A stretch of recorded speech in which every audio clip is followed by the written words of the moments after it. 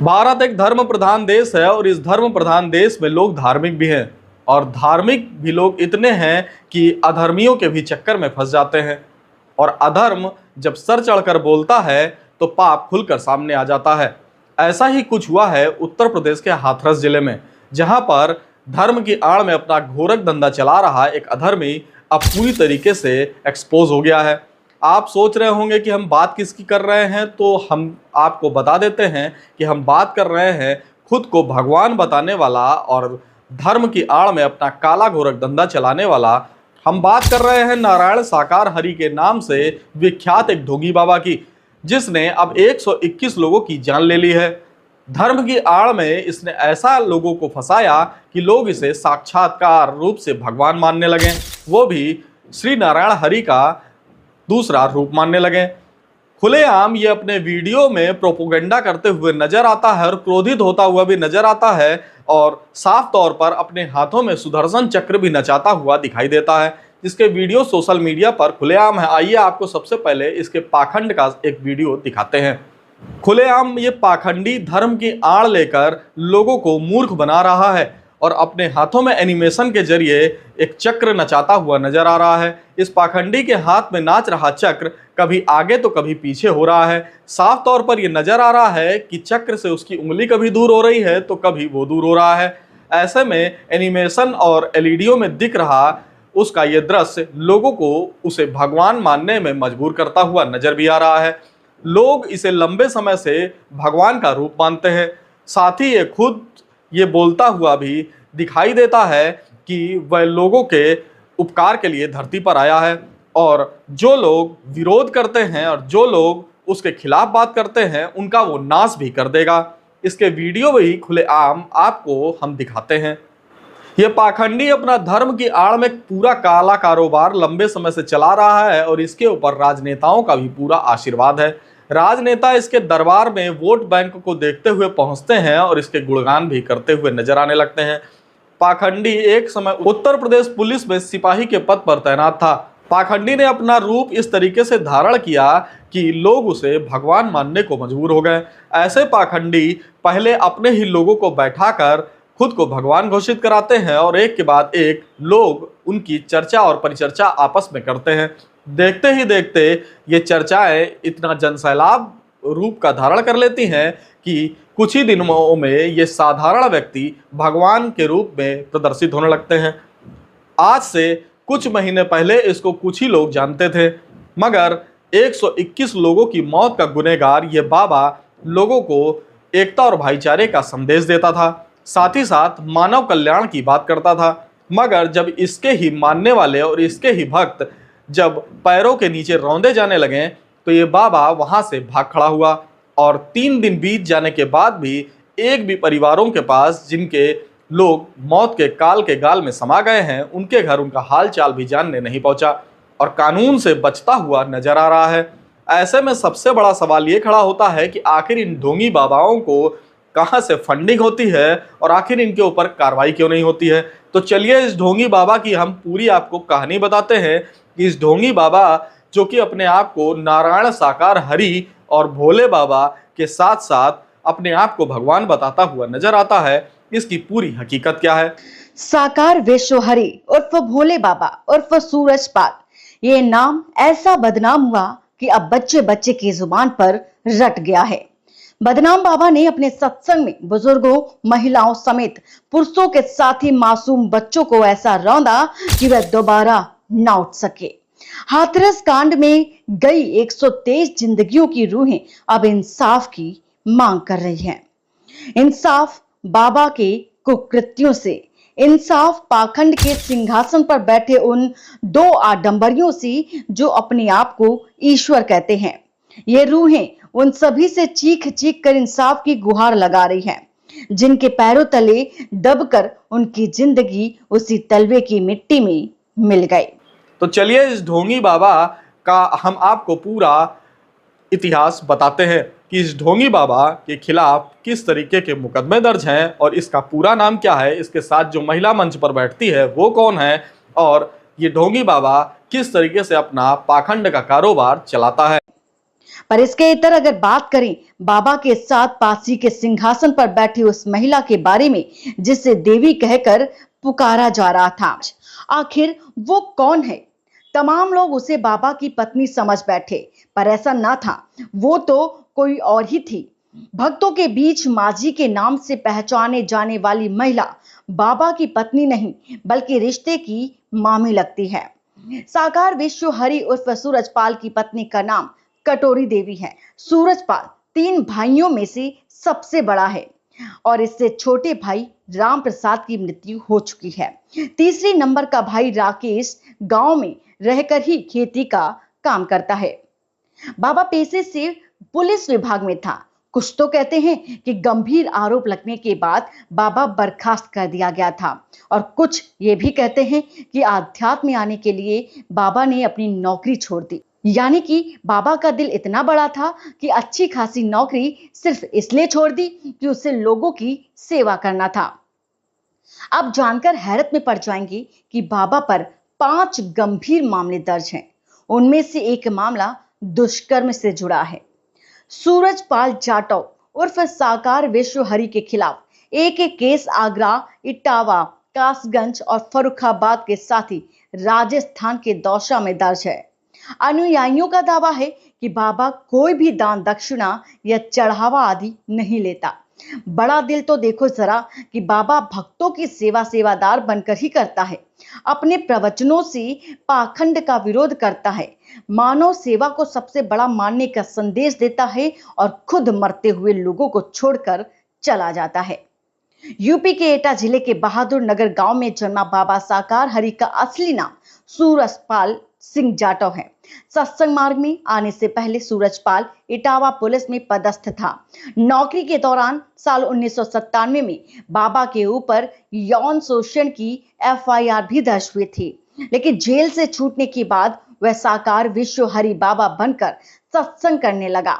बाबा के अनुयायियों में सबसे बड़ा वर्ग अनुसूचित जाति, जनजाति और ओबीसी वर्ग का है। वंचित वर्ग बाबा को भोले बाबा के रूप में देखते हैं। सवाल है कि जरा सा अतिक्रमण होता है तो वहां बाबा का बुलडोजर चल जाता है, पर यहां इतना बड़ा नरसंहार हुआ पर बुलडोजर का 20 शब्द भी नहीं सुनने को मिला। हाथरस संहार का सत्संग हादसे में रहकर सरकार ढोंगी बाबा को बचा क्यों रही है? इतना बड़ा सवाल है। इसका सीधा जवाब है कि बाबा का बढ़ता रसूख और पकड़। सूरजपाल जाटव उर्फ भोले बाबा की पकड़ पश्चिमी उत्तर प्रदेश के 26 जिलों की दलित आबादी पर है और कुछ प्रभाव ओबीसी पर भी है। इन जिलों में दलित 22% और ओबीसी 17% यानी कि जाट वोटर्स को अगर छोड़ दिया जाए। सबसे बड़ी बात है कि यही बाबा के फॉलोवर हैं। पूरे पश्चिमी यूपी में 50 लाख से ज्यादा दलित सीधे बाबा के आश्रम से जुड़े हैं। इस क्षेत्र में 27 लोकसभा और 137 विधानसभा की सीटें आती हैं। यही कारण है कि कोई भी राजनीतिक दल बाबा का नाम नहीं ले रहा। शुरुआती दौर की बात करें तो सबसे ज्यादा नजदीकी बाबा की बसपा से बताई जाती है। 2007 में बसपा के राज में बाबा का रसूख खूब उभर कर बाहर आया। आलम यह था कि खुद बसपा नेता बाबा का जिले जिले समागम कराने लगे थे। फिर भाजपा नेता भी कुछ इसी तरह का काम करने लगे। वहीं 3 जनवरी 2023 को अखिलेश यादव अपने नेताओं के साथ बाबा के आश्रम पहुंचे थे और जय जयकार करने लगे थे। साकार विश्व हरि की पूरे ब्रह्मांड में जय जयकार हो के नारे लगाए। हादसे के बाद खुद सीएम योगी आदित्यनाथ ने जब ये कहा कि हादसा है या कोई ये षड्यंत्र, इसका पता लगाया जाएगा। षड्यंत्र शब्द कई सवालों को खड़ा करता है कि आखिर कौन है वो लोग जो इतनी मौतों का जिम्मेदार हैं? षड्यंत्र कहीं उपचुनाव को लेकर तो नहीं, या सूबे की सरकार को व्यवस्था की आड़ में घेरने की कोशिश तो नहीं? एक लंबी फहरिस्त बाबाओं की है। आखिर कब बाबाओं पर अंकुश लगाया जाएगा और आखिर अंधविश्वास को बढ़ावा देना कब बंद होगा और आखिर लोग कब तक अंधविश्वास के जाल में फंसते रहेंगे? और इसके साथ ही साथ बड़ा सवाल ये है कि अंधविश्वास पर अंकुश आखिर कौन लगाएगा? ये पाखंडी अपना धर्म की आड़ में पूरा काला कारोबार लंबे समय से चला रहा है और इसके ऊपर राजनेताओं का भी पूरा आशीर्वाद है। राजनेता इसके दरबार में वोट बैंक को देखते हुए पहुंचते हैं और इसके गुणगान भी करते हुए नजर आने लगते हैं। पाखंडी एक समय उत्तर प्रदेश पुलिस में सिपाही के पद पर तैनात था। पाखंडी ने अपना रूप इस तरीके से धारण किया कि लोग उसे भगवान मानने को मजबूर हो गए। ऐसे पाखंडी पहले अपने ही लोगों को बैठाकर खुद को भगवान घोषित कराते हैं और एक के बाद एक लोग उनकी चर्चा और परिचर्चा आपस में करते हैं। देखते ही देखते ये चर्चाएं इतना जनसैलाब रूप का धारण कर लेती हैं कि कुछ ही दिनों में ये साधारण व्यक्ति भगवान के रूप में प्रदर्शित होने लगते हैं। आज से कुछ महीने पहले इसको कुछ ही लोग जानते थे, मगर 121 लोगों की मौत का गुनहगार ये बाबा लोगों को एकता और भाईचारे का संदेश देता था, साथ ही साथ मानव कल्याण की बात करता था। मगर जब इसके ही मानने वाले और इसके ही भक्त जब पैरों के नीचे रौंदे जाने लगे तो ये बाबा वहां से भाग खड़ा हुआ और 3 दिन बीत जाने के बाद भी एक भी परिवारों के पास जिनके लोग मौत के काल के गाल में समा गए हैं उनके घर उनका हाल चाल भी जानने नहीं पहुंचा और कानून से बचता हुआ नजर आ रहा है। ऐसे में सबसे बड़ा सवाल ये खड़ा होता है कि आखिर इन ढोंगी बाबाओं को कहां से फंडिंग होती है और आखिर इनके ऊपर कार्रवाई क्यों नहीं होती है। इस ढोंगी बाबा जो कि अपने आप को नारायण साकार हरि और भोले बाबा के साथ साथ अपने आप को भगवान बताता हुआ नजर आता है, इसकी पूरी हकीकत क्या है। सबसे पहले जान लीजिए कि इसका नाम सूरजपाल है, ना कि नारायण साकार हरि और ना ही भोले बाबा। लोग इन पवित्र नामों को दूषित करते हुए इस बाबा के साथ जोड़ रहे हैं। मेरा ये मानना है कि इन पवित्र सनातन वैदिक धर्म के देवी देवताओं का नाम तो सबसे पहले इससे नहीं जोड़ा जाना चाहिए। तो चलिए हम आपको बताते हैं कि आखिर धर्म क्या है। धर्म वो है जिस पर कोई संदेह ना हो। जिस तरह से हम अपने माँ बाप पर यह संदेह नहीं करते हैं कि वो हमारे माँ बाप हैं, जिस तरीके से हम अपने भाई बहनों पर यह संदेह नहीं करते हैं कि हमारे भाई बहन हैं, यही धर्म है। सही और गलत क्या है ये हमें बताया जाए और हम ये समझें, यही धर्म है। हम जानकर भी अधर्म करें और धार्मिक बने, ये अधर्म है। धर्म हमें इस बात की शिक्षा देता है कि हमें लोगों का उपकार करना चाहिए, बदले में हमें उनसे कुछ नहीं चाहिए। अगर आप किसी के साथ न्याय करते हैं तो उससे कभी भी ये उम्मीद ना रखें कि भविष्य में वो भी आपसे न्याय करेगा। हो सकता है हमारे इस वीडियो से कुछ लोगों की भावनाएं आहत होती हों, मगर आखिर 121 लोगों की मौत का गुनहगार आखिर ये बाबा नहीं तो कौन है। जो लोग हमारे कहे हुए वाक्यों को गलत समझ रहे होंगे, आखिर वो एक बार ये सोचे कि जिन लोगों के परिवार के लोग काल के गाल में समा गए, आखिर उन परिवारों का क्या। अगर ये बाबा सच में भगवान होता या भगवान का इसके ऊपर आशीर्वाद होता तो ये भागता नहीं बल्कि वहां पर लोगों की मदद करता, ना कि अपने को बचाने में लग जाता। ये बाबा कई वीडियो में साफ तौर पर यह कहता हुआ नजर आता है कि वह जो लोग उसका विरोध करते हैं उनका नाश कर देगा, जो लोग अधर्म करते हैं उनका नाश कर देगा। मंचों पर अपना माइक फेंकता हुआ भी नजर आता है।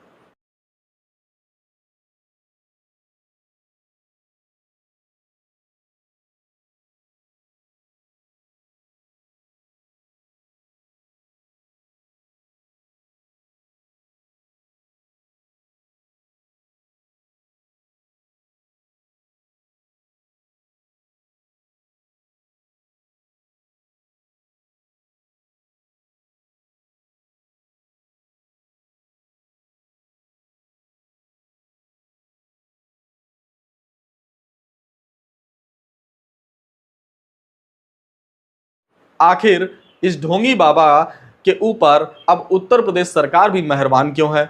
उत्तर प्रदेश के कुछ राजनेता जो लगातार हर चीज में सरकार का विरोध करते हैं और हंगामा करते हैं, मगर आज वो इस बाबा पर मौन है। आखिर इस बाबा से उनका क्या स्वार्थ है। आखिर 121 जो जिंदगी अपनी जान खो बैठी, क्या उन नेताओं को इस बाबा के आगे ये नजर नहीं आता और क्या उन्हें नहीं लगता कि बाबा के खिलाफ भी मुकदमा दर्ज करके उसके इस काले कारोबार का उजागर होना चाहिए। आखिर ये खुद को भगवान घोषित करके करोड़ों सनातन धर्मियों की आस्था को आखिर कैसे चोट पहुंचा सकता है। हमारी भी उत्तर प्रदेश के मुख्यमंत्री से ये गुहार है कि इसकी संपत्ति के साथ साथ इसकी पूरी जांच हो और इसके ऊपर कड़ी कार्रवाई हो।